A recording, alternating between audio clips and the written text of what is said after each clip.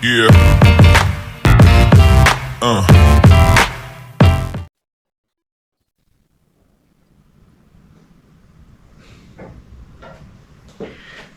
Un saludo cordial para todos. El día de hoy vamos a hablar de los trastornos fóbicos. En la práctica clínica, el médico se enfrenta a pacientes que refieren ese miedo intenso ante situaciones específicas. En la referencia se encontrarán a Barlow, donde la evitación fóbica es uno de los patrones conductuales más reconocibles e importantes, prevalentes en salud mental. Este se caracteriza por la resistencia al razonamiento lógico. Son temores desproporcionados, persistentes hacia objetos, actividades o situaciones específicas, que son estímulos fóbicos, aun cuando son reconocidos por el paciente como irracionales. Estos permanecen fuera del control voluntario y tienen unas estrategias de evitación consciente que impactan de manera significativa la funcionalidad de estos pacientes. En ese orden de ideas, hay que hablar del contexto epidemiológico colombiano.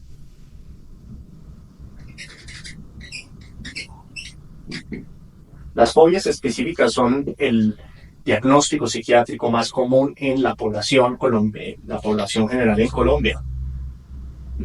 Según el Estudio Nacional de Salud Mental de Colombia, específicamente en el 2021, estas tienen una prevalencia de el 12.6%, con una mayor frecuencia específicamente en las mujeres. Aquí hay que mencionar que la agorafobia, que es menos prevalente, 2.1%, es la forma clínica más común, que para quienes necesitan tratamiento o lo buscan. Van a ver las referencias a Gómez Restrepo.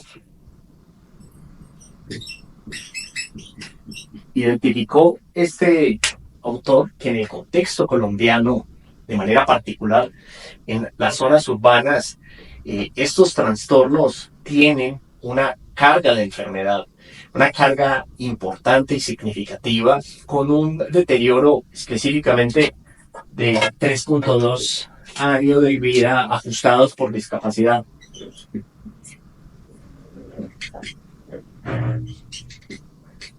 Por cada 1.000 habitantes. En ese orden de ideas, hablemos de la comprensión actual de estos trastornos fóbicos, que integra explicaciones neurobiológicas y, hay que decirlo, psicológicas. Nos importa mucho la perspectiva neurobiológica. Neuroimagen funcional documenta cómo hay una hiperactivación de la amígdala y los circuitos relacionados específicamente a los estímulos fóbicos. Y desde el punto de vista psicológico,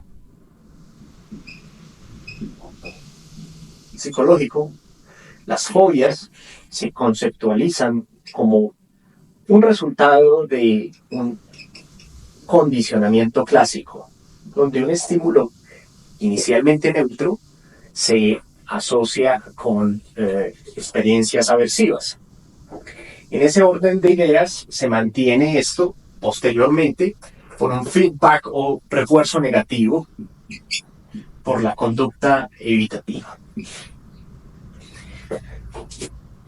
Hay una agregación familiar en la agorafobia, en las fobias situacionales. La fobia a la sangre, que habla de componentes genéticos muy específicos. Van a encontrar en las referencias a Torres Gambis. una concordancia significativamente mayor en los gemelos monocigóticos en el 62% versus disigóticos en el 31% para la agorafobia en esta población. Específicamente Colombia, lo que refuerza la hipótesis de vulnerabilidad genética y vulnerabilidad específica. Hablemos de la clasificación funcional y de las manifestaciones clínicas. Entonces, hay fobias específicas y simples.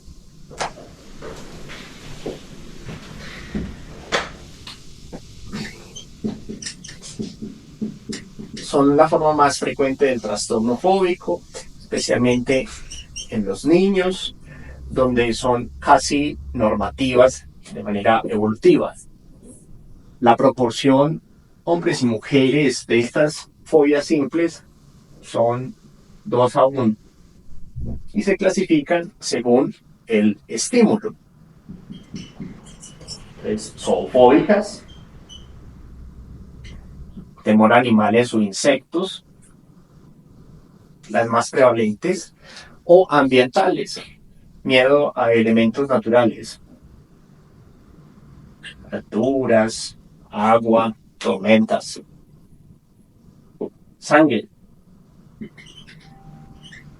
que tiene un patrón bifásico característico, o situacionales.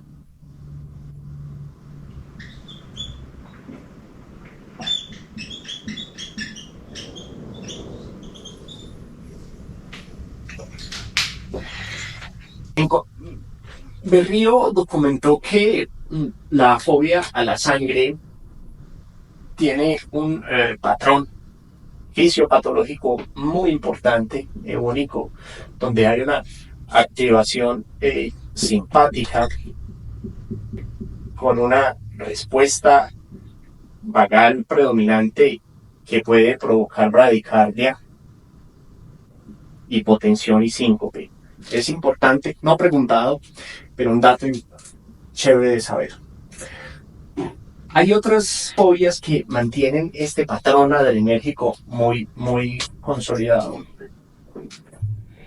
La agorafobia hay que estudiarla. Mujeres jóvenes son las afectadas.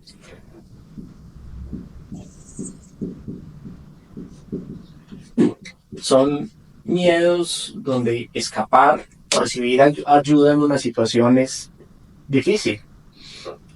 Entonces, espacios abiertos o cerrados, transporte público.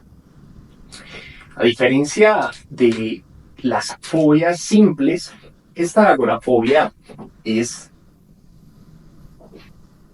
concomitante con la ansiedad anticipatoria permanente, llamada ansiedad libre flotante. La mayoría de casos de agorafobia, específicamente en Colombia, en el 78%, son secundarios a específicamente el trastorno de pánico. Mientras que la forma primaria de la agorafobia, que es menos frecuente en un 22%, tiene un mejor pronóstico y una respuesta terapéutica más adecuada. Bueno, sigamos al miedo del escrutinio, ansiedad social.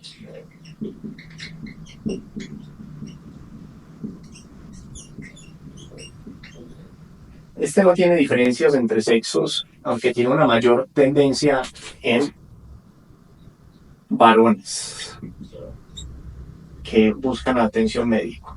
Este es un temor a la exposición social, donde la persona anticipa una evaluación negativa.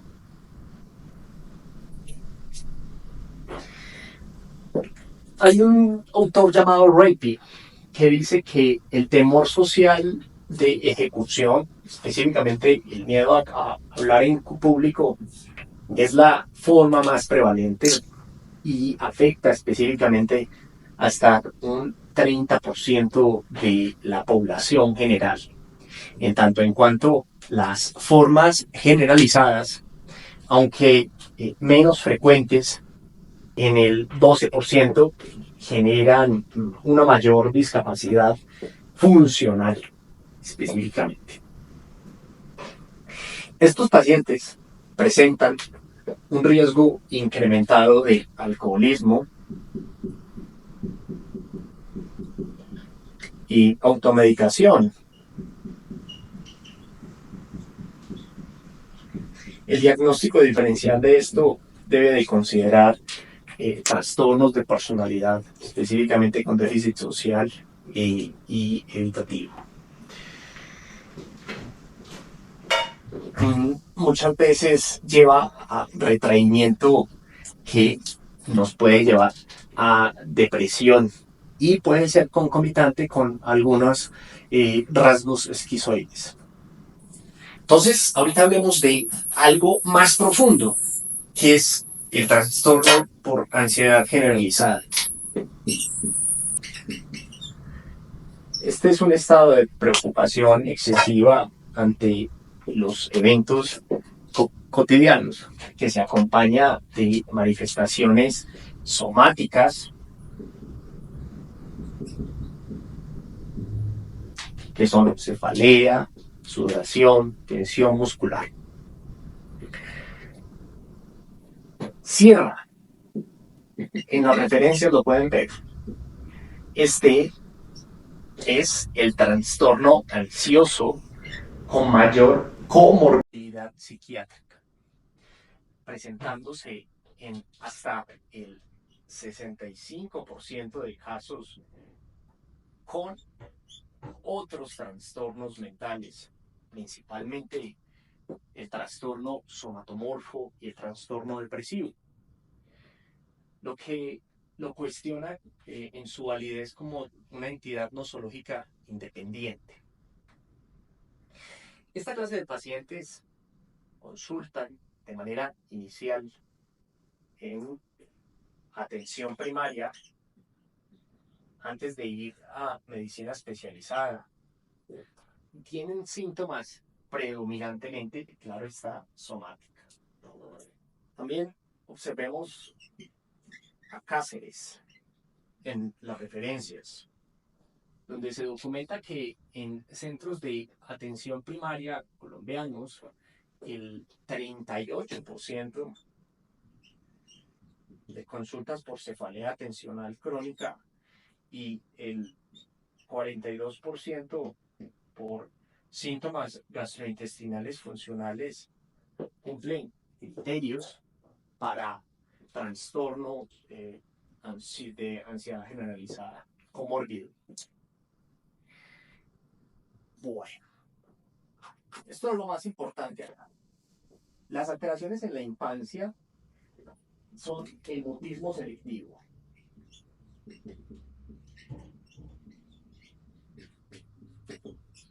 Es un equivalente de la fobia social adulta.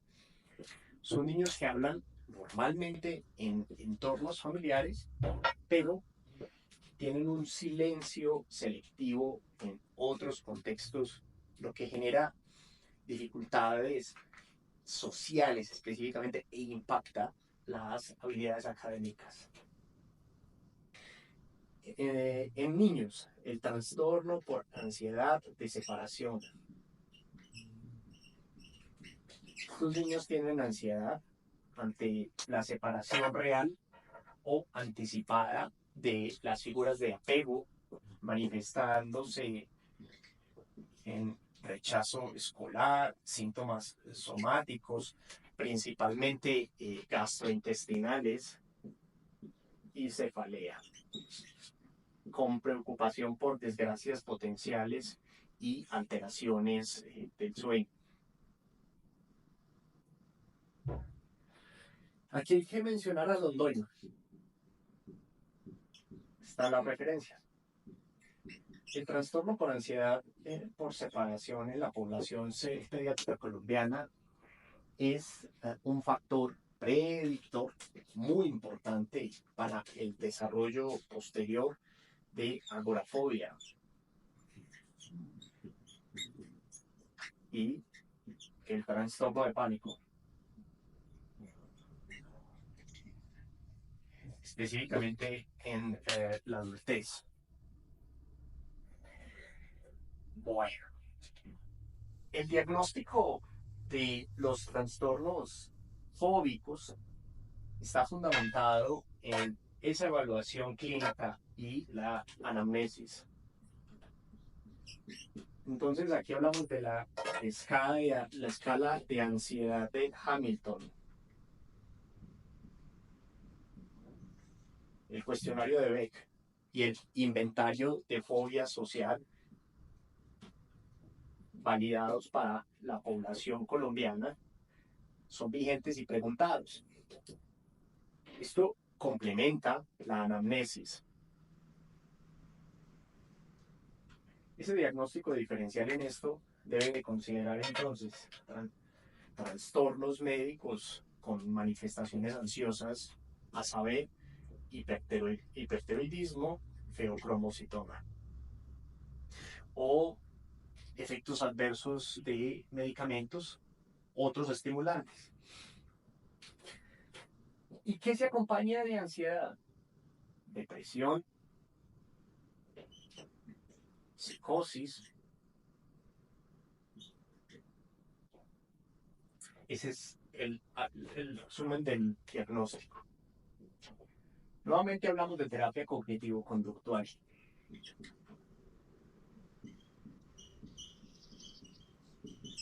Con una fuerte evidencia de eficacia.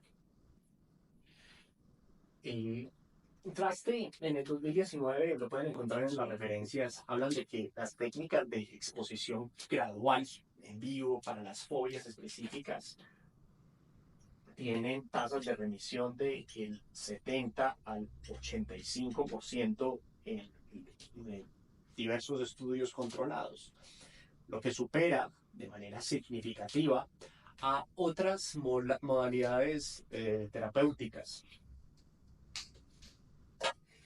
En el escenario de la ansiedad social, el entrenamiento en habilidades sociales combinado con exposición tiene resultados muy importantes a ser revisados. Específicamente en el contexto colombiano,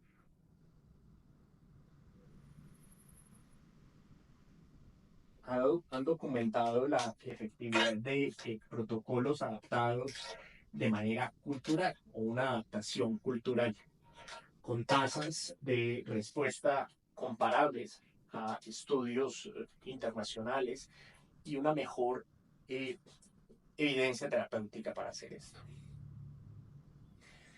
Ahora sí, hablemos de farmacología.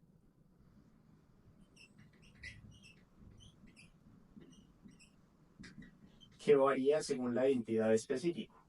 Entonces aquí hablamos de fobias específicas. Generalmente no requieren tratamiento, aunque podrían emplearse nuevamente benzodiazepinas para situaciones, ojo, puntuales y evitables. La agorafobia, cuando es secundaria al trastorno de pánico como condición, los inhibidores de recaptación de serotonina son los medicamentos. Y benzodiazepinas de alta potencia, recordemos el prazolam, clonazepam, son alternativas, pero con un riesgo importante de dependencia.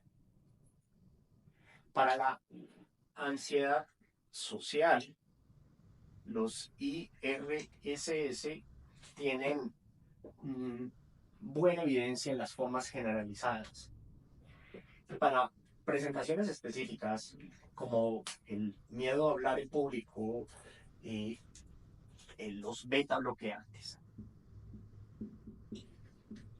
el propranolol, antes de una exposición es efectivo, pero recordemos de que los beta bloqueantes tienen impacto en memoria. Los antidepresivos duales, que cuáles son, venlafaxina, y los anticonvulsivantes, como pregabalina, son ansiolíticos a medio y largo plazo para evitar la dependencia asociada a las benzodiazepinas. En el escenario de los niños, el abordaje inicial psicoterapéutico es importante y se complementa con los IRSS en casos refractarios, considerando cuidadosamente el riesgo-beneficio. En el contexto de Colombia tenemos que hablar del plan de beneficios. Específicamente, hay varios autores que nos destacan que hay programas escalonados de atención donde el médico general debe de abordar los casos leves, derivando el caso complejo al especialista, lo que es costo efectivo específicamente para el sistema de salud colombiano. Aunque ese es un dato muy lógico, es muy relevante en el contexto del ECAES. Esto impacta de manera significativa el acceso y la adherencia a los diferentes tratamientos. Para finalizar, Campo Arias en el 2023, donde se evidencia que la estigmatización de los trastornos mentales en las comunidades rurales colombianas es una barrera importante para esa búsqueda de atención temprana, específicamente. Muy preguntado en el contexto situacional de Colombia. Muchas gracias.